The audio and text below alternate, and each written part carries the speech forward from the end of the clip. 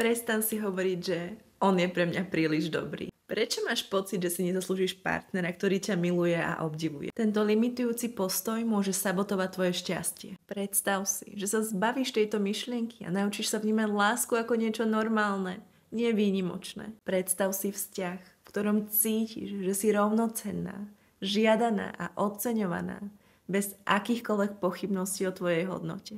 Nasleduj tieto 3 kroky vo svojom živote. Uvedom si, kedy si hovoríš, toto nie je pre mňa. Povedz si namiesto toho, zaslúžim si túto lásku. Zmeň svoje štandardy.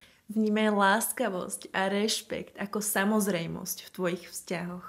Každý deň si hovor, som hodná lásky a rešpektu. Ak chceš zmeniť svoje presvedčenie a začať príjmať lásku úplne jednoducho, napíš mi správu a začni svoju transformáciu. Prestan si hovoriť, že on je pre mňa príliš dobrý. Prečo máš pocit, že si nezaslúžiš partnera, ktorý